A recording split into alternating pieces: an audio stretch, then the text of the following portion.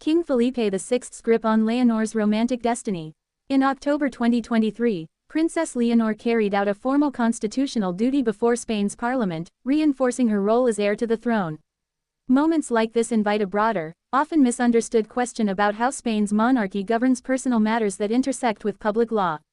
One area frequently misinterpreted is the legal framework surrounding marriage and succession for members of the royal family.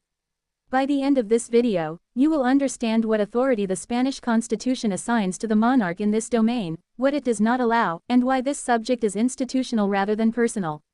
What is often described in emotional terms is, in reality, a matter of constitutional governance. And governance is where this discussion belongs. To understand the issue clearly, it is necessary to begin with Spain's constitutional foundations. The 1978 Constitution establishes the monarchy as a hereditary, parliamentary institution. Its provisions concerning the royal family are limited, precise, and designed to protect institutional continuity rather than regulate private life. The Constitution makes reference to marriage only insofar as it may affect succession. It does not grant the monarch authority over personal relationships. Instead, it outlines conditions under which a member of the royal family could affect their place in the line of succession through constitutional noncompliance. This distinction is often overlooked, but it is fundamental. Under Article 57 of the Constitution, individuals in the line of succession must obtain authorization from the Cortes Generales if their marriage could affect the crown. The purpose of this requirement is not personal oversight, but institutional protection. It ensures that succession remains aligned with constitutional order. The role of the reigning monarch, including King Felipe VI, is procedural within this framework. He does not select, approve, or influence personal choices. The authority rests with constitutional bodies, not with parental discretion. This legal structure limits power rather than concentrates it. And that limitation is intentional. Historical context helps clarify why this provision exists. European monarchies have long separated personal life from state continuity through legal mechanisms. In Spain, earlier royal statutes addressed marriage and succession more directly, reflecting different political eras. The modern constitution deliberately reduced such intervention. Its focus is not on personal compatibility or social considerations, but on constitutional alignment. Princess Leonor's situation must be understood within this modern framework, not through outdated assumptions. Public discourse sometimes frames this issue as parental control, suggesting that King Felipe VI holds decisive authority over his daughter's future choices. Public record does not support this interpretation. The king's role is defined by law and bound by constitutional restraint. Any suggestion of personal control misunderstands the separation between family and institution that modern monarchy requires. The crown operates through rules, not preferences. This separation protects both the institution and the individual. And it matters deeply. Comparisons with other European monarchies reinforce this understanding. In the United Kingdom, parliamentary consent historically governed royal marriages, yet modern reforms have reduced restrictions. In Sweden and the Netherlands, constitutional frameworks similarly prioritize institutional clarity over personal involvement. Spain's approach aligns with this broader European pattern.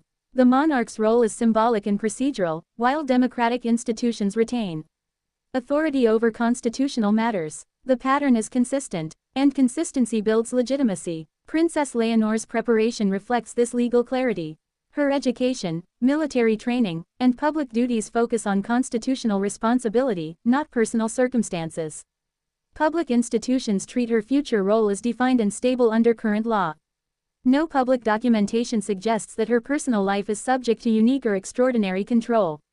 The Constitution governs succession, not individual choice.